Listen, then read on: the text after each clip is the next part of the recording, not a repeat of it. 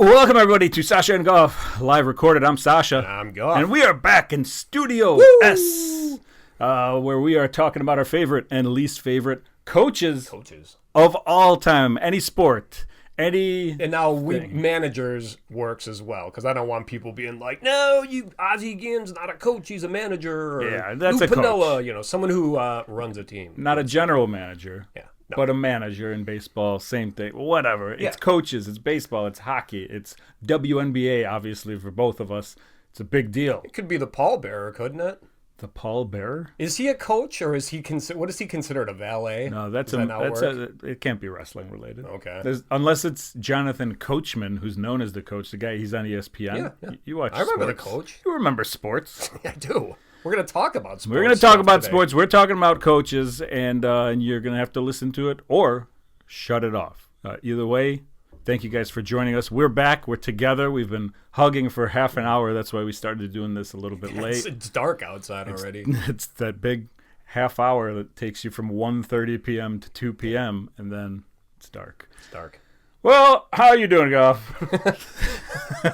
I'm doing all right, man. It's I don't. You know what? I don't care how you're doing. Let me tell you. Okay. It's good to have you here. It feels good. I told you this already when you came in. It's like we do the Google Meets and Cheeses. I say something. 3 seconds later, you start talking, and I'm talking again because you didn't react, but you're reacting. It feels so much better that you're here and in person.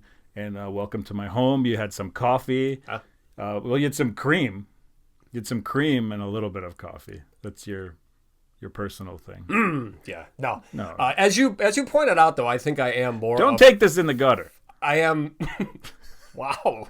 You're very loud today. You're just excited. I am. I'm happy to see people here. I'm excited. I think it's just because Meagan's sleeping in the next room and you're trying to be a little bit loud. A jerk, yeah. Yeah.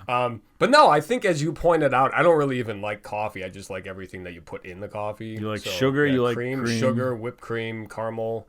You like dessert. I do. So, French vanilla coffee. I mean, Joni got me some for Easter. I haven't tried it yet, though. I drink black coffee. Speaking of Easter, which was last week, do you get an Easter basket? Did we talk about this? I don't. I have until probably a year or two ago. From Meagan or from your parents? From Megan's mom. That's right. Yeah, maybe you did talk about this. She gives us snacks and stuff like that and whatever.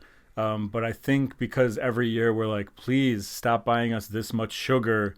You're killing us slowly every time we eat Twix and Reese. Yeah. She gets a lot of stuff. Oh, yeah. And so she was like, fine, I'll just give you guys money. And we're like, yeah, we'll take money. Who won't take money? Yeah. So, yeah. You? Good stuff. Oh, yeah, I got an Easter basket. From yourself? From my wife. Oh. Okay. The Easter bunny, if the kids are listening. And what's in it? Beef jerky, gift cards, bath salts, things of this nature. Yeah. No, you know what's funny too, and like I said, we're not going to talk about Easter again, but Natalie still does she likes to put stuff out for the Easter bunny, so she'll put out food. And she does this with Santa too. And we're, it's one of those, it's I'm 98% sure she knows that these things are not real, but you fucking never know. Maybe she's just believing that hard. So she knows she's purposely making more work for us by putting this food out that, and I usually just I'll eat some of it, but I mean, half of it, I just I have to stuff it underneath in the garbage.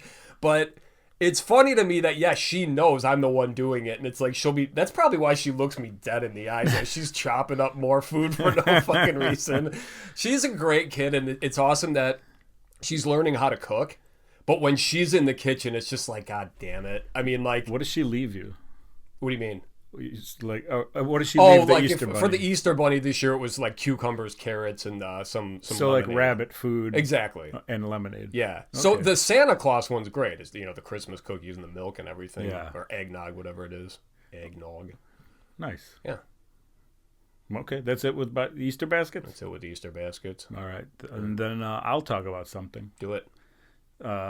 Megan, my wife, does not give an Easter basket. It's very rude.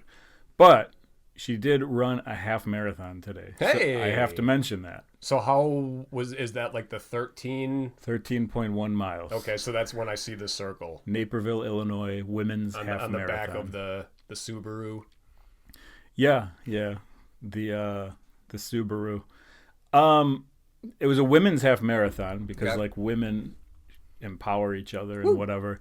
There were a lot of men in this, and I shouldn't say a lot, but there was enough men in this to where you were like, did you guys read the women's thing? Yeah. And I don't think there's a rule about it because they're just out there supporting the women, so it's probably a good thing. Yeah. But Meagan was pretty pissed about that. She was like, "What's with all the men? So, Can't we have one thing?" This is And I was like, "You do the WNBA. There you go. Yeah. Back to the WNBA." I agree with Meagan though. But honestly, when you've run these marathons before. No. I mean, not this one, but you've run in marathons before. No. Couldn't someone realistically just kind of step in and just start running? I mean, You can, but people have bibs. People are dressed. are to there run. actual people out there that will like get in front of you and tackle you? No. I mean, I'm just saying it because it seems like one of those things where it's like, I can run on this fucking street too if I want, you know? It's like, No, man. I mean, like, I know. I'm You're just a being little facetious. mentally ill. Come on. You're We a don't li- have much to talk about this week. That's so true, or I next want to week. talk about chaos. but no, of course not. Like, people at these things like are good humans and like cheer each other on. Like, I bet you forgot about the Boston Marathon. I think about it every day. Every What were day. you talking about? Never forget 9/11 and the Boston Marathon. Yeah. Whoa. Anyway, talking about how marathons stink, races stink. You're right. You got Running, walking, things like this, they suck. no. Just the whole idea of first of all, I'm very proud of my wife. She did a great Yes, job. that's great. She is Congrats, unhappy Meagan. with her time and all that stuff. She got out of the gate too hot, and then she was. It was tough for her to recover, but she still did okay. I'm happy she finished. I worry about like an injury happening, and that's like a really devastating thing. Where, Well, yeah. You paid to be in this race, and then now all of a sudden, like something happens and you can't finish. That's got to be like tough, mentally. Anyway, forget about all that and the nice words about my wife. It was awesome. Twisted her ankle. and- Marathons suck because, and not just marathons, any sort of these races, 5Ks, 10Ks, it doesn't matter what distance of running, but they do all these things at like 7 a.m. Every single one of these stupid races is at 7 a.m., maybe 8 a.m. if you're lucky, if you find a good one. And they're usually on Sundays. Sometimes they're on Saturdays. But either way, that ruins your day. Like today, for instance, I went to go cheer my wife on with my dear friend Giuseppe from Milan. Okay. Giuseppe no longer from Milan, Yeah. I should say, because he's here and he picked me up and we went. And his wife Ashley ran with my wife Meagan, which was cool because neither one of us had to run. There you go. Although it was a women's race, it would have been nice to run. I'm just saying. Just saying. Just saying. Just kidding. Just kidding, Meagan. Anyway, because she's going to hear that and she's going to be like, he's always. I don't think she listens. I told her when she finished, I was like, I have so many videos of all these other women running. And like 2 or 3 Can pictures you post of those you. after the episode? Check our Just with Instagram. the block over Yeah. their head as they're running. But anyway, these things, they normally start the race at 7 a.m., which means you have to get up she got up at 4 a.m. this morning to do Yeah. this thing. Giuseppe came to pick me up at 6:30. I got up at 5:45 a.m., which is way earlier than I normally get up, at least by an hour. So for me, that stinks. You're up. It doesn't matter. Oh, I'll go support everybody. I'm a good person. Me, not a good person. Do not want to support these people. Definitely don't want to run in any of these things because I've ran in them and I've hated it. Also, they usually make you pick up your running packet, your bib and all that stuff the day before. Oh, yes. So you have to go in between a certain time. And if you run in like the Shamrock Shuffle like I did a couple years ago, I have to go to Chicago to pick up my stuff, or I have to pay them $20. They'll send it in the mail. Now I'm paying even more money for them to send me this stuff in the mail. So I hate the logistics of all the marathon running and all that kind of stuff. But once you get to the thing, it's a very nice thing to go to, and it's very like camaraderie, high spirits. You're cheering people on. My hands, bright red. We were just clapping because you're clapping for everyone.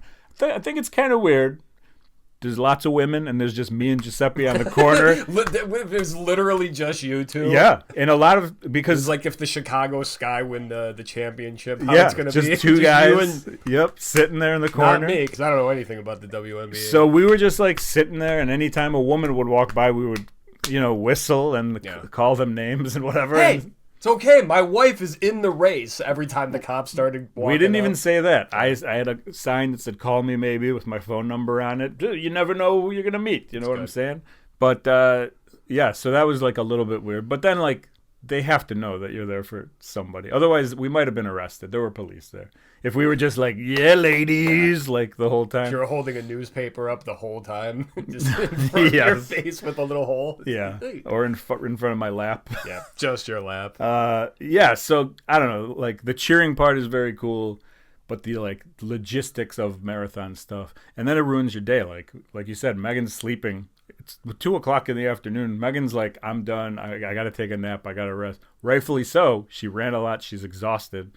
But it's like your whole day is, no matter the distance, usually, unless you run a 5K, it's not too bad of a. Are you guys in the same spot the whole time clapping, or are you moving? We move. Obviously, you're not walking the whole route or running the route with her. No, but we were trying to like pick spots, and we're going through neighborhoods to cut off at certain areas and whatever. Shit, so you probably we ran a lot. Yeah. Okay, so yeah, you're getting your workout too. I turned on my Peloton app halfway through. I was like, I got to see what kind of numbers we're doing over here. We were running. Motorized scooter, bud. We were trying to get to a mile marker. We started running to get there because we knew it was going to be close, and we didn't make it by the time they were there. Damn. So we were like, son of. So then we walked. You could back. Just see them like with their middle fingers up, like, too late. Oh, I have a awesome video of. So Ashley's running and she's like waving and we high five her and Megan's just behind her crotch chopping. Is she really? Yeah. That's awesome. It's like, it's not the greatest video, but you can see it. You can see it in the corner. That's so funny because I actually did that to Joni this morning. Yeah. Like, it hasn't gone away. No, never does. Suck it will always live. So I said something about a box to her and then but yeah, so that's it. It was good. She ran it. I think she's done. I don't think she's going to want to do them anymore. No. But you never know. Like, a lot of people say that, and then the bug comes back, or one person asks them, hey, why don't you want to, whatever? What about you? No, I have zero interest. You're done? I run all the time. No, I know that. But and you did was the Shamrock one the last one you did? That I paid for? Probably. Because I believe you talked about that. That's how I know. On this podcast? Yeah, because I remember you talking about having to go downtown the day before. Okay. Yeah. You know what? So I wasn't just shaking my head like, oh, I know the struggle. It's like, no, you mentioned that. I forget that we've been doing this podcast for 2 years, and I think that was 2 years ago. So it was probably one of the first ones. Yeah. Somewhere around there. Like, unless Megan drags me to do another one, like, that one sucked too, because we had to go to Chicago at 7 a.m. in March when it's still freezing outside. I think they feel like the people who run these are the ones that are like up and alert, not the ones that wake up at 10 a.m. Yeah, not me. Now have blue collar jobs. And... I light blue. Light blue. Also, I like the camaraderie, like you said. It's a great word because everyone is cheering everybody on. There's no like, if you just want to feel good, it's a good feel good thing. But to pay to wake up early, to be tired all day is not something that I'm really too thrilled about. If it was free, I might consider. Okay. I'm not going to keep talking about it. We had a thing like that yesterday, not a marathon, but both of my kids had it's called what was it called? It's like a breakfast cafe or something. Like they do it every year. It's at the schools and it's just a fundraiser for the band program. Oh, okay. So it's an awesome cause, like they get raffle tickets for like, however much they raise and stuff, but it's very casual. Just it reminded me of Warped Tour in the very first one I went to when it was raining and it was much small. It was still in Tinley Park, but it was on that main stage, but they only had two bands going. So they were just while one band was playing. Actually, it's kind of similar to how they do it now anyway, or when it was at Tweeter. When one band's playing, the other half they're setting up. Yeah. So that one band could just start playing immediately after. So that's how it is throughout the day. The only problem is Sadie's was at 8:30 and then Natalie's is at like 11. Now it's close enough where we can literally drive back home, sit down and go like lay back and play on our tablets for an hour and stuff. So it was nice, but it's weird being, like I was talking to Joni about it since we've just been, townies for the last 5 years, like with these same people.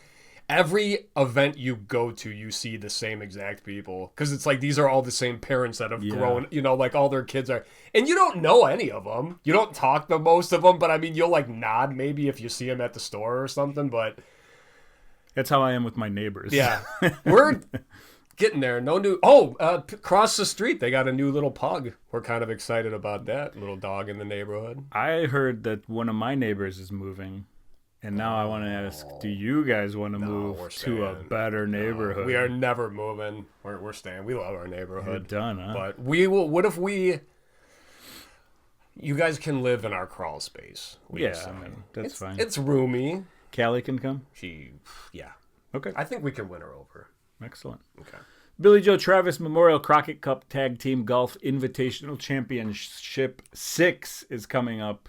It's Saturday, June 27th, 8th? Yeah. 27th, I think. Sure, whatever that Saturday is. And we have right now, I believe, 17 people. No way. That's great. That's crazy. That's awesome. Look at you, man. Now it's like starting to fall on you first. This is going to cost you more. You can use our money, by the way, for your... That's not even going to... Why do I keep doing this? It's not going to cover anything. Yeah. That's not going to cover anything. No. But 17 people is crazy. I might sit it out if it's 17 because then it's 16, which is 4 groups of 4, which would be better. I can't imagine getting 3 more people to do this. But if you want to be one of those 3, sign up now. Just contact me. 17 is nuts. Yeah. We have at least 4 new people this year. That's crazy. I'm going to have to talk to you about who I want to be paired up with after this show.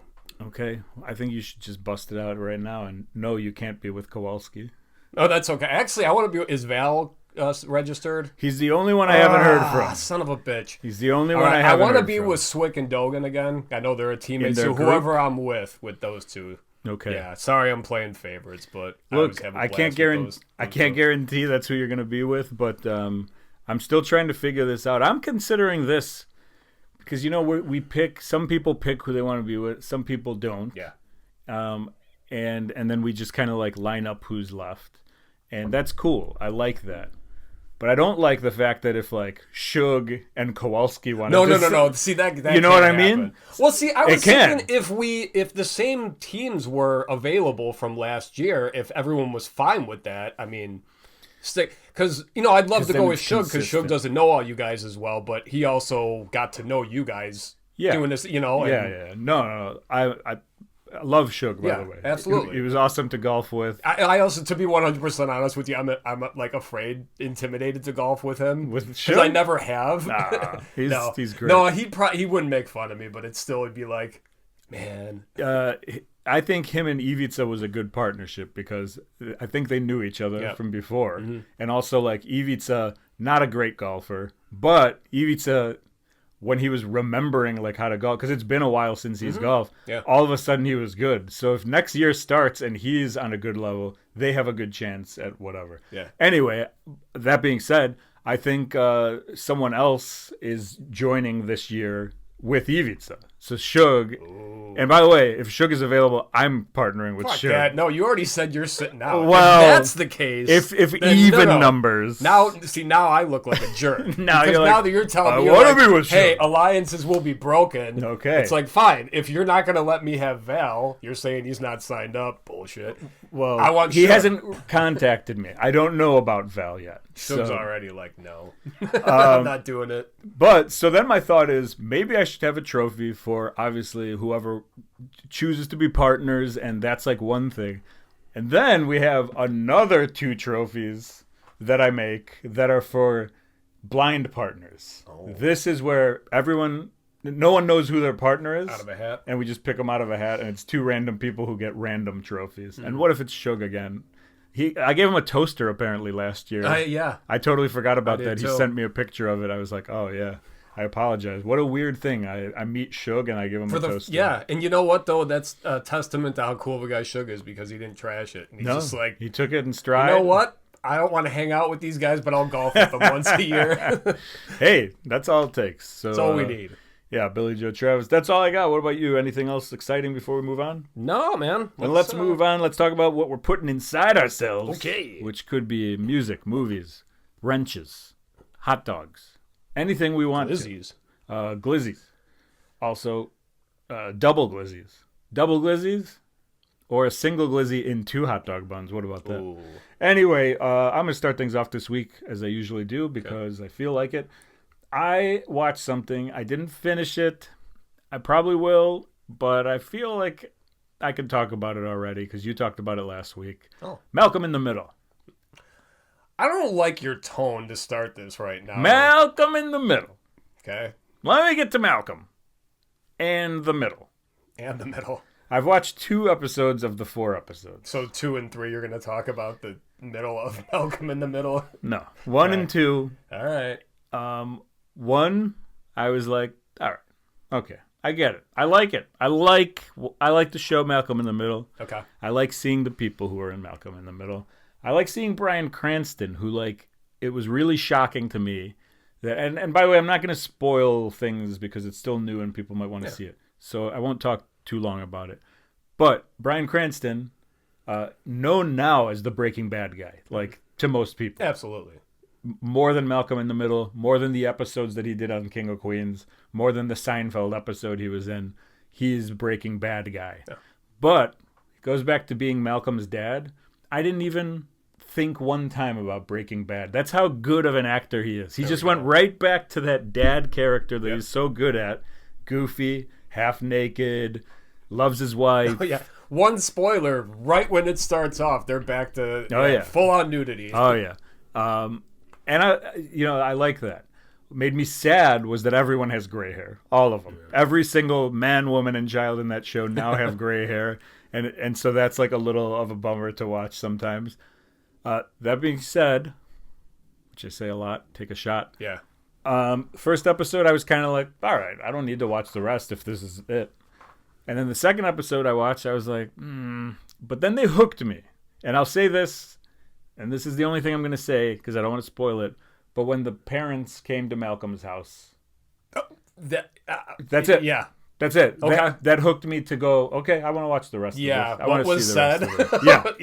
Yeah. So I was like, okay, this is cool. I'm going to give this, a shot. I'm going to keep watching it. I didn't understand, and look, I'm not this guy, but I didn't understand why they need a non-binary child, why the black guy's got to be gay now. I don't mean to make a big point out of it or anything like that, but it was just that was not necessary of any of it. It's just it doesn't do anything for the story. No. See, and because it's it's a touchy subject, and obviously, we're all for equality and everything, but when I told Joni about this, she's like, "Why do you think I did that?" And I said, "I think just to have those characters because the character of Dewey, they didn't get him back, so I think they used him little, and then the character of Jamie wasn't really on the show, so we didn't need to know that character, so they added a new one." Mm-hmm. Really and that's actually, I was confused at first. I was like, wait, is that Jamie now as... That's what I thought. Okay. I thought it was a trans situation or something, which once again would be we're hitting on the social topics. So why didn't they just do that? I don't know. I don't know. So they had a child in between when the show ended and now that was just and the character was fine. It was great, but I really feel like they just needed that kid because they didn't have Dewey and or Jamie, and it was we just need someone else for Reese to beef with. And I'm not mad about it. No, neither am I. But there are people who will immediately just be mad about it, and you're and I don't really care because no, but it is. But it's just okay, there. All right, sure, okay, yep. But to go so blatant about it. Yes. So I'm gonna give it a thumbs up.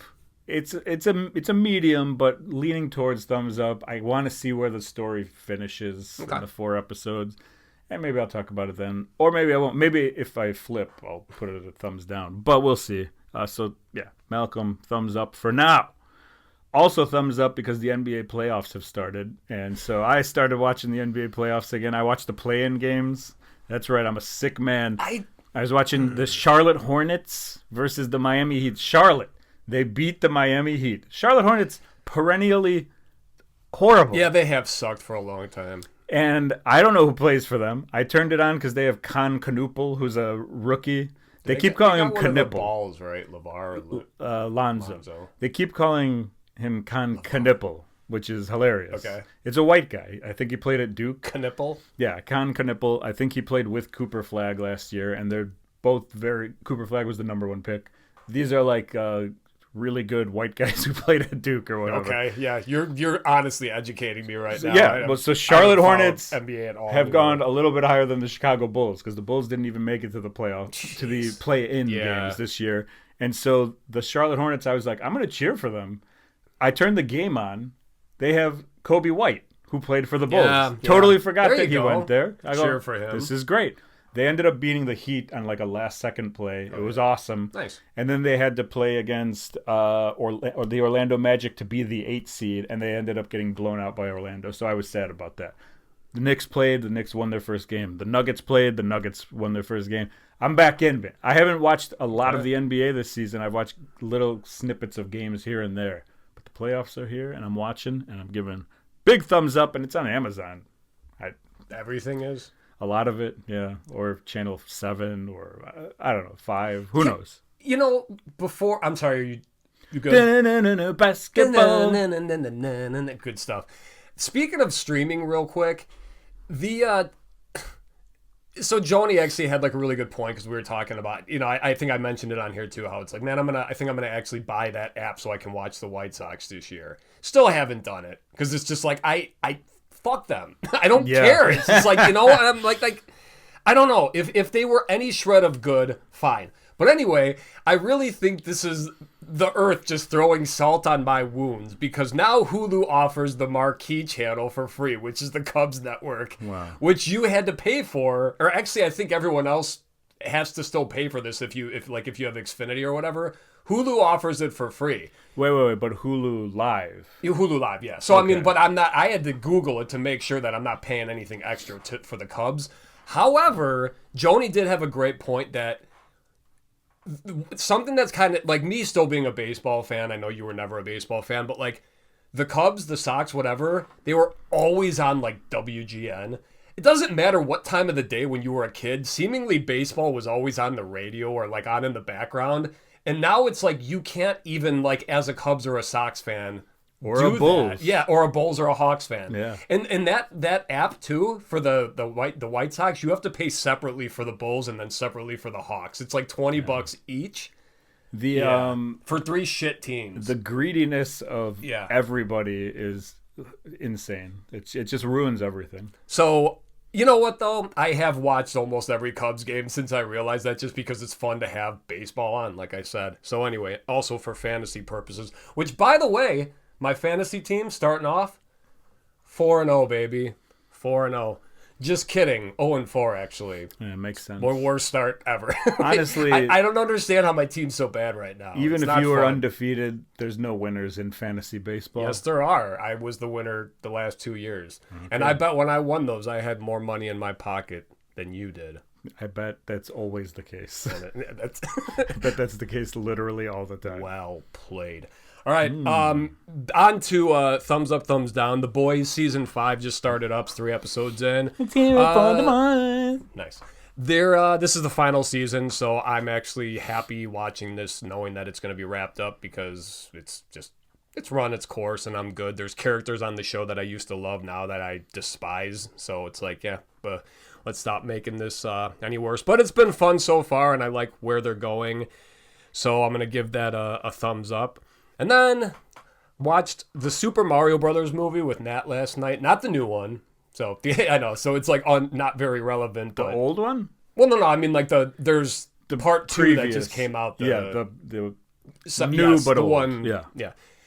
So, have you seen that one? No, I've seen the old one. Okay. Yeah, the one with John Leguizamo. Yeah, like 1989 or whatever. That's great. No, this one is Chris Pratt and Charlie Day.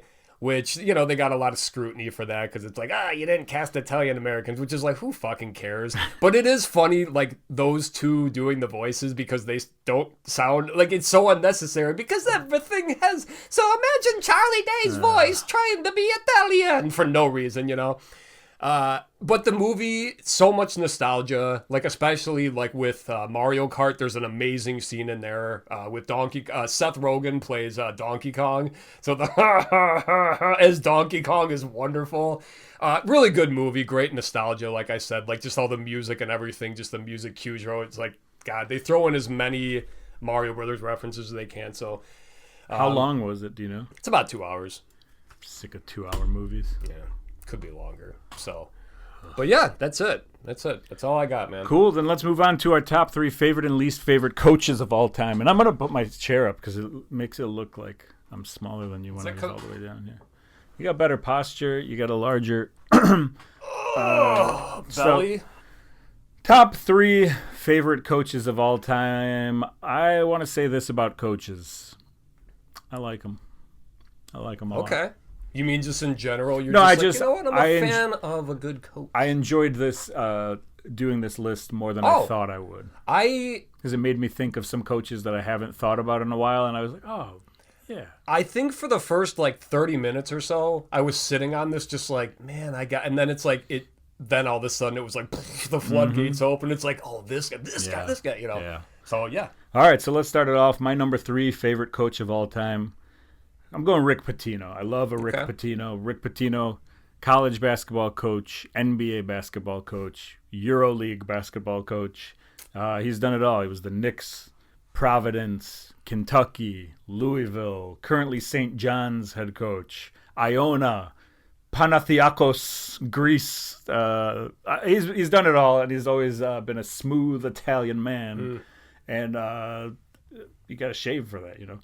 But anyway, great hair on that man as well. Rick Pitino, one of my favorites of all time. I know he's cheating. I don't know how, but he was cheating before. Like now, there's no cheating because everyone is cheating. Cheat to win. But he was doing it when it was cool. Allegedly. And by the way, I don't even know allegedly, but he was so good, I just figured he was cheating at the time. Either that or he's a great coach. So one or the other. Love me a Rick Pitino. I think I have a DVD of Rick Pitino, like, coaching skills. I know the name. I don't. If you put 5 pictures in front of me, I might be able to tell you which guy it was. Boston Celtics head coach as well. Yeah, he's... Look at a Rick Pitino. Okay. Handsome man. He's young. He's very old. He looks like a sexy version of you. He's currently 73, which... It's weird that I said that. Looks how I look as okay, let's move on. Sorry. My number 3 is Steve Kerr. I don't love Golden State, but I'm one of those people that doesn't have, or at least during that era, I think I was never a Kevin Durant fan. I just always thought he was kind of a prick. But like Steph Curry, I love watching that guy play. I mean, like, he's not an asshole. So say what you will about the guy, but I mean, he plays. Klay Thompson, I like that too. But we're talking about. It is funny that Steve Kerr is like the white name of Steph Curry, though. That it is. I never thought of that. They were eliminated 2 days ago from the NBA playoffs because they were in the play-in game. Sad to see because I like Steph Curry too. Watching him play, he's just like one of the best one of the best shooters of all time. And I met Steve Kerr once at Circus World Pizza. Do you remember Circus World Pizza? I do. It was him and Stacey King, and I sat in the SKs. I was in a line. So they were going alphabetically down the lockers, and it's like, all right, you two are up. Yeah. Stacey King, by the way, his birthday is January 29th, in case you were ever wondering that. I didn't know. So I made something as a little kid. I like cut out pictures of Steve Kerr and like drew this thing. And I was like 25 at the time, and I met them at Circus World Pizza, and they autographed it, and they waited. Like, they were like, all right, they got to leave. And then they like stayed to finish everybody's autographs because everybody until the police arrived to come get you, kick us out. Yeah. But great choice. I don't know if he's one of my favorite coaches of all time, but I like Steve Kerr as a person. I think that's more what it is, and I mean, you gotta respect what his accomplishments. Like, I mean, as a player and as a coach, and then just like staying like a nice, respectable guy. And the Warriors might be done like this year. So they'll finally at the end of the game he took Draymond Green and Steph Curry aside and was like, whatever happens, like it's been an honor and whatever. What do you think of Draymond? I don't personally like him, but he's obviously good enough to continue doing what he does. He's obviously a good. I'm not going to say anyone in the NBA shouldn't be there. They're whatever. Yeah. But Yeah, I think he's an asshole, and it's like it's obnoxious. Big thorn in people's side. He's an AJ Pierzynski. If he came to the Bulls at the right time, I mean, look at Dennis Rodman. Yeah, he's no Dennis Rodman. All right, so Steve Kerr, number 3. My number 2 is gonna be. Some people call him the GOAT.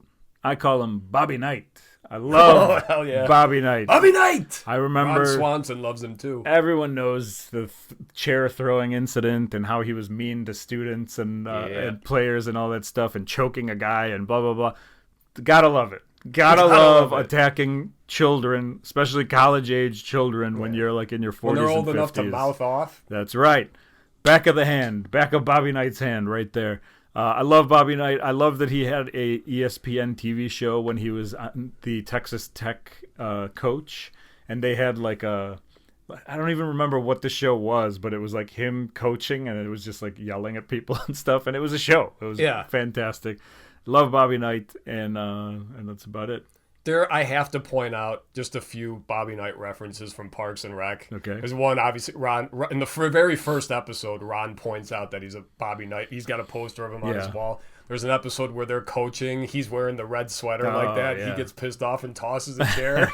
and like it's an Indiana show, so it makes sense. But also there is when they have a big festival towards the end of season 6, there's a band called Bobby Knight Ranger. Oh yeah. And all they do is sing Sister Christian over and over again, but they all wear red sweaters. It's all old people too, and when they get up they just like jostle their chair a little. So I love it. Brilliant. But yeah, Bobby Knight's awesome. He was in Blue Chips also, right? I think he's the head coach they're against at the end. Yeah, that is correct. I forgot about that. Great sports movie. My number 2, a man who should still be with the Chicago Bears. It's Lovie Smith. That was, at least since I've been alive, the greatest era of that team. Yeah. Which was Urlacher, Briggs, Mike Brown. That time around there in, the 2000 to 2010-ish, whatever. Yeah. And he's a coach that was fired on a winning record after a 10-6 record. Yeah, Devin Hester, forgot about him. But just a likable guy, too. I don't think anyone ever, I'm with you. I was a Lovey fan. And then he went to Illinois afterwards and coached Illinois. I don't even know if he's still... I have no idea what's going on with the guy now, but... That was the best years for the Bears after the 85 era. Absolutely. I mean, hopefully right now we're looking... I mean, it's looking good, but you got to sustain it. They're going to suck next year. Hopefully not.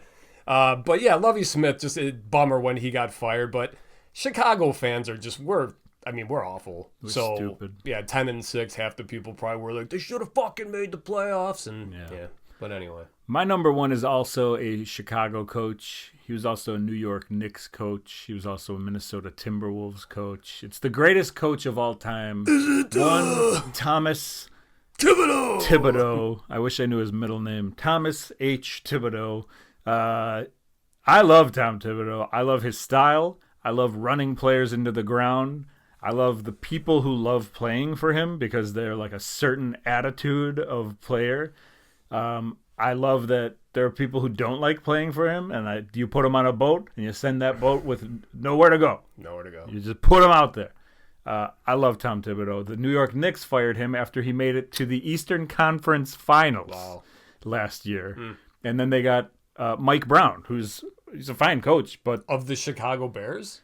No. We were just talking about? Of the Cleveland Cavaliers and the Golden State Warriors under Steve Kerr as an assistant and whatever.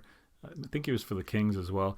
I like Mike Brown too, but there was no reason to get rid of Tibbs unless there was chatter behind the scenes or whatever and people didn't like him. But anyway, there's always chatter.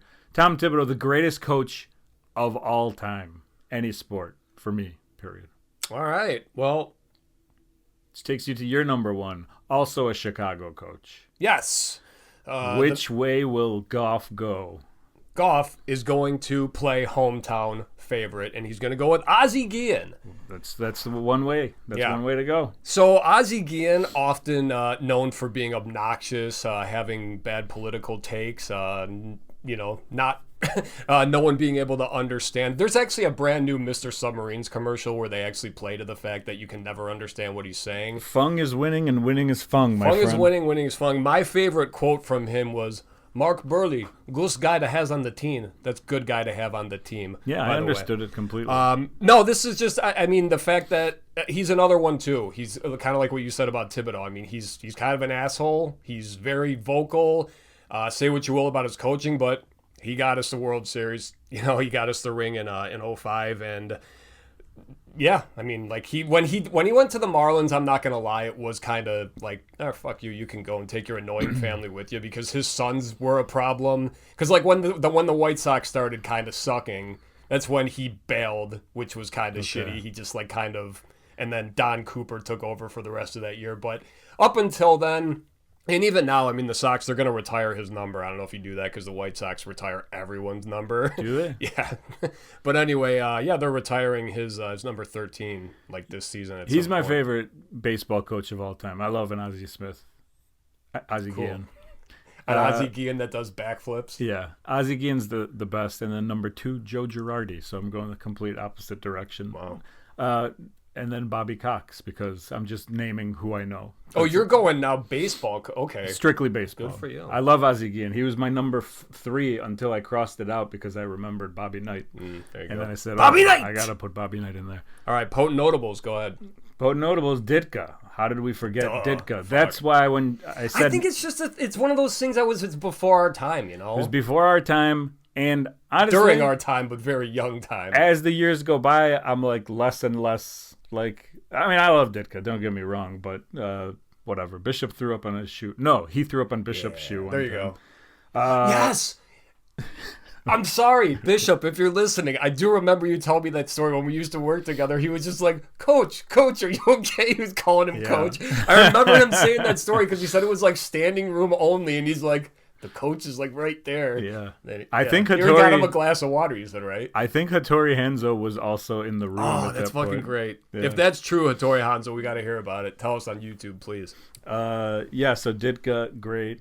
Pat Riley, I love a Pat Riley. Okay. I love these greaseball Yeah. 80s coaches. That's my wheelhouse. Did you watch the that Winning Time, the Lakers show on HBO? No. It was Adrian Brody played him. He did a really like with the I'm sorry, the big nose though, and just the slicked back hair. I mean, he was really good. Coach K, coach of Duke. Now I'm a big Duke fan. I like what Duke does, but there's some things that bother me about Coach K, so I wasn't going to put him on my list. John Calipari, another college basketball great guy who he coached Derrick Rose at Memphis. I have Scott Skiles, former Chicago Bulls coach. Yeah. I loved him as a coach, Okay. not so much as a player, but I like that like gritty whatever. Hayden Fox. Okay. Craig T. Nelson's There he character. Yeah. Coaching the Minnesota State Screaming Eagles. That's on right. the You know TV what? show Their Coach. real team is the Golden Gophers, right? Yeah, Okay, yeah. that's yeah. And if you're gonna put Hayden Fox in there, you got to put Dauber in for and sure. Jerry, or what's the other guy? Luther, right? Yeah, Luther. Jerry Lewis. Yes. So, And I got one other name on here, but I can't read it. It looks like it's probably Chicago. Oh no, it says Ozzie. So Ozzie Guillen. So that's my potent notables. Who do you got? All right, so I just have two from my potent notables. They're both fictional. One is Jimmy Dugan, Tom Hanks from A League of Their Own. Again, one of the greatest characters of all time. And then Gordon Bombay. Come on, Emilio Solid. Estevez is the Mighty Ducks coach. And then I have what I think maybe when we need it, I'm gonna give a little what's the word I'm looking for? Like a mulligan almost. Where we can put in the middle where we're undecided on someone. Yeah, I don't know if I've we done like that him or before. not. Okay. Yeah. All right, but I want this to be a thing now where I can be like, I'm using my undecided card. All right. We should have a list like for mulligans. We can only use anyway. I got Dan Campbell, who is the Detroit Lions head coach, current head coach. Okay. This guy he's got great takes, but he's a guy that he says a lot of weird shit to where you're like, oh man, he says what's on his mind, but not stuff like political takes, like everyone shouldn't use the same fucking bed. Like stuff like I have dinosaur blood, or like you just weird stuff to where you're just like, all right, almost like Child Charlie Sheen used to be, but not offending anyone, So that stuff's funny, and he's 48-36-1 as a rec. So I mean, he's been successful as their coach. And I love how the guy has intensity and everything. And the Detroit Lions, for being in the Bears division, I like that team. I mean, I love the players on the team. I think he's a great coach. What I don't like about him is his arrogance. And I feel like that's why he always, in the big games, fucks up, because he's just not taking enough chances or going for it. He's one of those coaches that goes for it like all the time on fourth down. And I don't care about going for fourth down. I care about dinosaur blood. Yeah. Okay. Maybe not dinosaur. He said something like... when you said a guy who says weird stuff, it reminded me of my current probably favorite NBA coach who should have... He wouldn't have been in my top 3, but he is for sure a potent notable, and that is the Boston Celtics' Joe Mazzulla. Okay. He is 35 years old or something like that, and the Celtics won it all, last year, 2 years ago, whenever it was. Oklahoma was last year, right? Yeah, Oklahoma City. Boston the year before. Okay. But he says some crazy stuff. Like a child was at a press conference, and I don't remember the story exactly, but the kid asked him something, and he was just like, "We're all gonna die soon." So no, this wasn't. I'm not worried That's about like it. the one when the little kid interviewed Mike Tyson. Remember before? He walked away with like the assless. Yeah, Joe Mazzulla's always got like just really good stuff like that, and for him being that young and that successful, I'm a big fan as well. Let's move on to our least favorite head coaches of all time. I'm going to start number 3, and by the way, I said head coaches, doesn't have to be a head coach. Yeah. Number 3 for me is DePaul's former basketball coach, Jerry Wainwright. Pocket pool Jerry. That's going to mean nothing to anyone except maybe 2 people who are going to know. Well, Jerry Wainwright. Pocket pool usually means something very specific. Well, and there's a reason why it was said. And Jerry Wainwright was there during the awful, awful DePaul basketball years. They have turned the corner. They are somewhat a little bit less than respectable now, which before they were just zero respect. Okay. So they've made it to the middle, I would say. That's good. But he was back there when they wouldn't win one game in the Big East Conference. Like, they were horrible. And if they were losing games enough, he would stand with his hands in his suit pockets on the corner, just like frustrated and down. And we had this guy in our section, because we had DePaul men's basketball season tickets, seats for like years. That's a sentence you can say. I know. Well, that's where that stolen trombone thing is from on the wall. We stole that from the band. I didn't steal it, of course. Oh, nice. I probably did.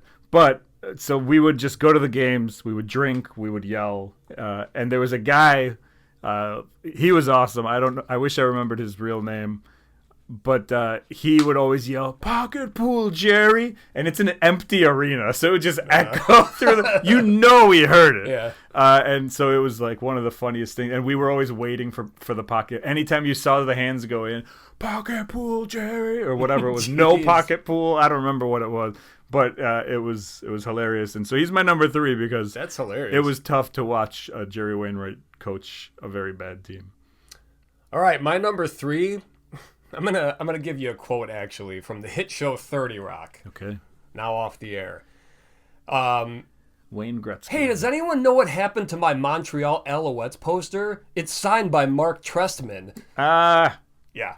So, is he on your list? He's on my potent notables. All right, cool. Mark Trestman, the biggest fucking nerd to ever coach a football team, was successful with the Montreal Alouettes, I guess, but then when he came to the NFL and realized it was a completely different game, was terrible at his job, didn't know how to handle the team because it was just... I think he was right after Lovie Smith, so another kind of soft-spoken guy, but I mean, like, I don't know if we ever saw Mark Trestman yell or get fired up on the sidelines. I mean, we would see Lovie Smith yell, but Mark Trestman, I mean, just every interview.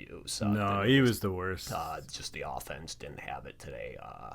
So but that quote, and that was because I remember when the Bears signed him, they kept playing that quote on McNeil and Spiegel, and I remembered that because when I saw that 30 Rock episode, it's like it just goes right past you. You never notice it, but then it's like I totally, because it was a new character that was like added to the show, and they were like hazing him, but. Yeah, that's a great call, and he was my number 3 crossed out. Okay. And I crossed out, and I put Jerry Wainwright because he made me more angry over the years. But, no, that's absolutely a good one. Yeah, Mark, just a waste. My number 2 is Urban Meyer. Okay. He was the coach for the Florida Gators and then the Ohio State Buckeyes. Him I know. He's had some scandalous things that he's been a part of. He's definitely a piece of garbage, allegedly. I've never been a fan of Urban Meyer, also because I cheer for Michigan, and when he came to Ohio State, like you just cheer against whoever is the Ohio State coach anyway. Yeah. But he was extra spicy and by spicy I mean like poor, like not poor financially. He was very wealthy because he's coaching these teams. Yeah. But just poor as like poor Basic character, human etiquette. Yeah, that's good. Basic human etiquette. BHE. All right. H-E. That's my number 2. My number 2 is a very successful coach, and I hate to, because I think this is a popular one. Bill Belichick. I just can't fucking stand the guy. I don't even know what he's doing these days. I think he might even be a college football coach, or recently signed with. I might be totally wrong, but I thought I remember seeing his name back up. I think he was the North Carolina that sounds college right. football coach. Let's go with that. He's more known for like dating like a 23-year-old or something. Yeah, I Bill want to say Belichick he is was also known for the 7 rings with the New England Patriots, but I wouldn't have 6 known or that. 7 rings. But anyway, Also a potent notable for me, so yeah, keep checking him. great memes though, just with his awful, terrible, zero personality, and yeah, I mean, like I respect his coaching, and there's, say what you will about the Patriots and everything, Tom Brady, the deflated balls, all that shit, whatever. It's like, still 6 or 7 rings. I mean, whether that stuff's true or not, this guy.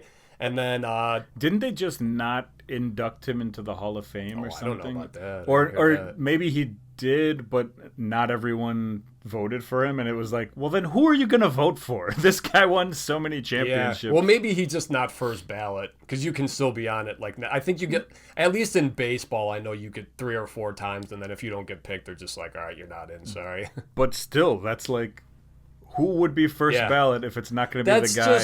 I don't know. There's probably some animosity there, but yeah, great coach, but I just fucking never liked him. My number 1 is a guy who's coached for a very long time. I don't think he's coached for many years. The last time that I remember him coaching was for the Southern Methodist University men's basketball team, which all of a sudden got good for some reason. And this is Coach Larry Brown. I don't know if you remember Larry Brown. He was the head coach of the Detroit Pistons championship team in 2004 or whenever it was that they won. He's also coached for North Carolina. He's coached the Denver Nuggets, UCLA, New Jersey Nets, Kansas, very well known for Kansas, the Clippers, the Spurs, the Pacers, the Pistons, the Sixers, the Knicks, the Bobcats, all of these teams. I just never liked him. He was always yelling at players. You don't yell at a Darko Milicic. And that's the real reason I don't like Larry Brown. Because you pick number 2 overall, Darko Milicic, and then you don't let him play. I don't care that he's 18, 19, and the other guys are all Hall of Famers. They love Darko Milicic. Put him in the game. Let him play. Is he smoking on the sidelines because he's Serbian? Yeah. Is he drinking coffee while people are drinking Gatorade? Yeah. But he's still 7'1". He's the number 2 overall. He was picked before Carmelo Anthony. He was picked after LeBron. I believe before Carmelo Anthony, before Dwayne Wade, before Kirk Heinrich, before all of them. I thought LeBron and those guys were like 1 through 5, weren't they? I think Darko's number Chris 2 of Bosh, that. I think, was in there too. I'm gonna look it up, but I'm pretty sure Darko was the number 2 pick that year. And so anyway, Larry Brown's my number 1 because you don't mess with a Darko Milicic. Jeez. So who's your number 1? I don't know how to top that one. But I'm going to try, and it's going to be a collection of men. Here we go. You love a collection of men. Robin Ventura, Tony LaRusso, Miguel Cairo, Pedro Grifal, Grady Sizemore, Will Venable. That is every manager since Ozzie Guillen for the Chicago White Sox, not including Don Cooper, like I said, who had to fill in just when Ozzie quit. But anyway, just what the fuck? And I was talking to Joni because we brought up the coaches. I was telling her what our topic was, which was funny too, because her first thing was like, "You gonna pick Coach K?" Which is because I'm like, I don't, but just you. I think when you hear coach, the first thing you think is Coach K. But anyway, she asked me who's the Sox manager right now, and I honestly didn't even know. I didn't know that Grady Sizemore was their manager last year because I know these players. He was a great player with. Wait, who's the coach now? Will Venable. Wow. Who's a former first baseman of the San Diego Padres. Okay. I only know this because I played fantasy baseball for so long. Grady Sizemore, a guy I really liked as a Cleveland Indians baseball. Didn't know he was the Sox manager because, again, I'm not watching these. But anyway, just a... and I've gotten to the point where I'm talking shit about them online. Like there was they showed a video of a guy giving his dad a Washington Nationals hat, and it was him telling him that he got drafted by the Nationals. I'm like, good thing it wasn't a Sox hat, and it's like, because I still love the organization, but it's like, fuck. Is this what you do with our Instagram handle? It's one of the many I have. All of my I have like 3 or 4 pages, and they all have different algorithms. So whichever one has the sports on it. Honestly, you could probably do the same with the Bulls coaches those past 5-10 years, whatever it is, too. All right. I get it. Totally get it. By the way, I saw who the Blackhawks coach was yesterday, and I've never heard of this man in my life. So Is Billy Donovan still the Bulls? Yeah. Okay, so I know that. Yeah. I got a lot of thoughts on Billy Donovan and the Chicago Bulls in general, but we might save that for next week or never. LeBron James, number 1. Darko Milicic, number 2. Oh. Carmelo Anthony, number 3. Chris Bosh, number 4. Dwayne Wade, number 5. Chris Kaman, number 6. David West, number 18. Wait, where did Kirk Heinrich fall in here? I think he was 7. Oh. Because you just didn't say his... Or you stopped at 6? They literally stopped right there, so... Gotcha. All right, well, I'm going to do my Poe notables real quick. Do it.